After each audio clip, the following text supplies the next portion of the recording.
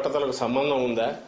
Brazil ఎక్కడో దాంట్లో దేశం ఉందంటే ఎప్పుడో సాయిరెడ్డి ఏదో అక్కడ బ్రెజిల్ ప్రెసిడెంట్ గురించి ఇచ్చేసాడని ఇంటర్నేషనల్ దీంట్లో ఎక్కడైనా గ్యాదరింగ్ లో కలిసింటారేమో తెలియదు. ఏదో ఉంటే అతను చెప్తాడు. కానీ ఈ రోజు జరిగిన దాంట్లో ఈ కంటైనర్ లో వచ్చిన దాంట్లో దొరికిన దానికి సంబంధించి ఎవరు దీని వెనక ఎవరెవరు ఉండే అవకాశం ఉంది, ఆ కంపెనీ కాన్షియస్ గా చేసిందా అనేది తేలాల్సి ఉంటే అప్పుడు సహజంగానే కంపెనీ ఎవరిది అనేది చూస్తారు. అది చూస్తే సహజంగా మొత్తం ఎవరు అనేది కనపడుతోంది. దగ్గరి బంధువులు, కుటుంబ సభ్యులు, లేదా వీళ్లతో కలిసి ఎప్పుడు తిరిగినట్టు ఆ ఫోటోలు అన్ని బయటకు వచ్చాయి. ఈ గ్రూప్ తో, ఈవెన్ చంద్రబాబు నాయుడుతో ఉండేవాళ్ళు ఆయనతో ఉన్నారు. ఆ గ్రూప్ కు సంబంధించిన వాళ్ళు ఎవరు రెగ్యులర్ గా కలుస్తారో వాళ్లే ఆ కంపెనీల్లో ఉన్నారు. ఇది సహజంగానే వాళ్ళ మీదకే పడుతుంది. పడడానికి కూడా అవకాశం ఎందుకుంది? అలాంటి ఆలోచనలు చేసే లక్షణం కూడా చంద్రబాబు నాయుడు ఉంది కాబట్టి తప్పుడు దారిలో ఎట్లా అధికారంలోకి రావాలని చూస్తాడు కాబట్టి వాళ్ళ మీదకే వస్తుందనే దాన్ని ప్రియంప్ట్ చేయడానికి ఉల్టా మా మీద దాడి చేస్తున్నారు. లోకేష్ చేసిన, చంద్రబాబు నాయుడు చేసిన అదే ఉద్దేశంతో చేస్తున్నారు. ఆ స్థాయి నిజంగా ఆ స్థాయికి రావాలనుకున్న వాళ్ళు చేయకూడని పని చేస్తున్నారు. వాళ్ళు అంటే వాళ్ళకి ఈ జన్మలో ఈ రాష్ట్రంలో ప్రజలు అవకాశం ఇవ్వలేదని తెలిసిన తర్వాత వచ్చే డెస్పరేషన్ లోనే ఇలాంటి కామెంట్స్ చేస్తున్నారని మేము అనుకుంటాం. సార్ అంటే వైసీపీ ఓడిపోతున్నామని అర్థమైంది, అందుకనే ఆఖరి నిమిషంలో ఈ చీకటి మాఫియాలు రెచ్చిపోతున్నాయి లోకేష్ అంటున్నారు. ఇది ఏం చెప్పాలి, మేమేమో పాజిటివ్ అజెండాతో పోతున్నాం.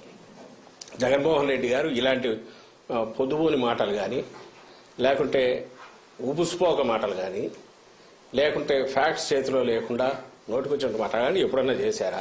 రాష్ట్ర ప్రజలు ఇది చూస్తున్నారు, అది చూస్తున్నారు, మీ మీడియా కూడా చూస్తోందిగా, ఇది చూస్తున్నారు. ఒక పార్టీ అధ్యక్షుడిగా, ముఖ్యమంత్రిగా జగన్మోహన్ రెడ్డి గారు ఇంతకుముందు ప్రతిపక్ష నేతగా అయినా సరే పార్టీ పెట్టినప్పటి నుంచి ఇలాంటి అడ్డగోలు కామెంట్స్ చేయడము, ఈవెన్ ఆయన ఏ పత్రిక అయితే పెట్టారో సాక్షి, దాంట్లో అడ్డగోలు ఊరక రాయడం ఊసిపోక ఆధారం లేకుండా ఎప్పుడన్నా జరిగిందా? ఆయన ఎప్పుడు కామెంట్ చేయట్లేదు. ఫ్యాక్ట్స్ ఉంటే దాని మీదే మాట్లాడుతున్నారు. ఇప్పటికీ అదే చేస్తున్నారు. వీళ్ళు ఎప్పుడూ కూడా తండ్రి కొడుకులు వాళ్ళ కనిపించట్లేదా?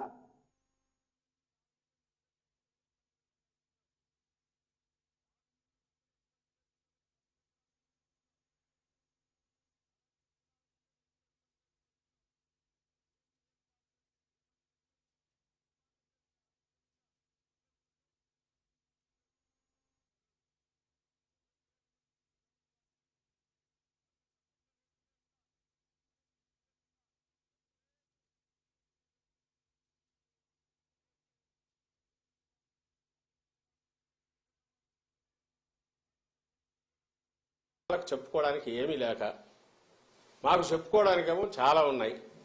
అందువల్ల పాజిటివ్ అజెండాతో మేము పోతున్నాం. మీరు ఈ మధ్య సిద్ధం సభలు చూసినా, రేపు జగన్మోహన్ రెడ్డి గారికి జరిగే సభలు చూసినా, మా నాయకుల ప్రచారం చూసినా మేము చేసినవి చెప్తున్నాం.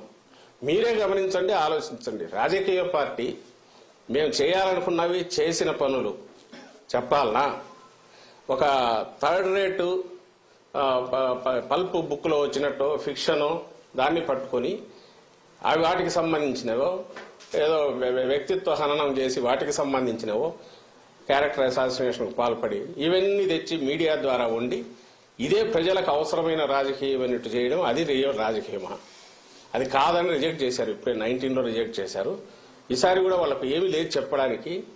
ఈవెన్ వాళ్ళు అనుకుంటున్న హామీలు రిపీటెడ్గా చెప్పడానికి కూడా భయపడుతున్నారు. ఎందుకంటే నువ్వు నిన్న ఏం చేశావని అడుగుతారు. 14-19 మధ్య చేయలేదు కదా, అబద్దాలు ఆడినావు, ఇచ్చిన అబద్దపు హామీలు ఒక్కటి నిలబెట్టుకోలే కదా అనేది అడుగుతారు. అందుకోసం వాడి జోలు కూడా పోవట్లా. రేపు ఏదో చేస్తామని చెప్పాలంటే భయం, నిన్న ఏం చేశావని జనం అడుగుతారని. అందుకని రోజు ఏదో ఒకటి, రోజు నిన్న ఎక్కడో ఎలక్షన్ కమిషన్ పద్దలు వేస్తాను ఏదో పోయి ఇవ్వడం ఈ మధ్య మొదలైంది అనుకొచ్చేసి దాని మీద ఇమ్మీడియట్ బ్యానర్ స్టోరీస్ రాయడం, ఏదో అయిపోయింది కొబ్బరాడు. ఏమీ కావట్లా. రాష్ట్రం నిక్షేపంగా ఉంది, బ్రహ్మాండంగా ఉంది. ఎన్నికలకు మళ్లీ పోతున్న దశలో పూర్తి పాజిటివ్ ఇది వేవ్ మాకు కనిపిస్తోంది. అందుకే మేము ఎక్కడ పోయినా ఆదరణ అట్లుంది. అది సహించలేక రేపు ఎన్నికల్లో 23 కంటే ఇంకా హీనం పోయి 0-0కు దగ్గరగా వచ్చే సింగిల్ డిజిట్కో లేదా 0కో కన్ఫైన్ అయి పరిమితమయ్యే పరిస్థితిలో నేపథ్యంలో దాన్ని ఎక్స్ప్లెయిన్ చేయడానికి అవసరమైన గ్రౌండ్ ఇప్పుడు ప్రిపేర్ చేసుకుంటోంది తెలుగుదేశం పార్టీ కానీ, ఆ పార్టీ అధ్యక్షుడు కానీ, ఆ పార్టీ జాతీయ ప్రధాన కార్యదర్శి ఆయన కుమారుడు లోకేష్ కానీ, లేదా ఆయన వెనక వాళ్ళ దత్తపుత్రుడు పవన్ కళ్యాణ్ కానీ రేపు పోయిన తర్వాత ఈరోజు వాళ్ళు ఏమేమి వీటేమంటారు అడ్డగోలు వ్యాఖ్యలు చేశారు, ఇవన్నీ మేము ఆ రోజు చెప్పాం. వీటన్నిటి వల్ల ఈ వైఎస్ఆర్ కాంగ్రెస్ పార్టీ ఈ విజయం వచ్చింది, ఇది ప్రజలు ఇచ్చింది కాదని చెప్పడానికి గ్రౌండ్ ఈ రోజు నుంచి ప్రిపేర్ చేసుకుంటున్నారు. రెండవది వాళ్ళకి చెప్పడానికి ఏం లేదు కాబట్టి నోటుకు వచ్చినట్టు కారుకూతలు పోస్తున్నారు. ఎన్నికల కమిషన్ కి సిబిఐకి మీరు ఫిర్యాదు చేయబోతున్నారు. దీన్ని ఎలక్షన్ ఎజెండాగా మార్చుకొని ప్రచారం చేస్తున్న మీరు అన్నారు. మీ ఫోటోలతోటి పెట్టి ట్వీట్లు చేస్తున్నారు కాబట్టి ఈసీఐకి అలాగే సిబిఐకి ఈ కేసులో అన్ని కన్సర్న్ ఏజెన్సీస్ అన్నిటికీ ఎన్నికల వాతావరణం వచ్చింది కాబట్టి సహజంగా ఎలక్షన్ కమిషన్ ఆధీనం లేక అన్ని వెళ్ళే కాబట్టి వాళ్లకు ప్రెస్ కౌన్సిల్కు ఇంకా ఇంక్లూడింగ్ సిబిఐకి ఇంకా కన్సర్న్ ఏజెన్సీ అంటే అన్నిటి కూడా రిప్రజెంటేషన్స్ మా పిటిషన్లు వెళ్తాయి. ముందు ఈ తలనొప్పి ఏదో అది తేలాలి, అది ఖచ్చితంగా నీడియా సస్పిషన్ కాదు, బలమైన ఇదే ఆధారాలతో చంద్రబాబు నాయుడు కుటుంబము లేదా ఆయన వదినకు సంబంధించిన కుటుంబము వాళ్లకు లేదా టీడీపీ యాక్షన్ ప్లాన్ ఈ ఎన్నికల్లో ఎట్లా ఓట్ల అడ్డదారులు ఇది చేయాలంటున్న దాంట్లో దీని రోల్ కూడా ఉండే అవకాశం ఉంది కాబట్టి ఈ కంటైనర్లో ఉన్న డ్రగ్స్ కూడా దాని పర్పస్ కోసం వచ్చింది ఆయన గట్టిగా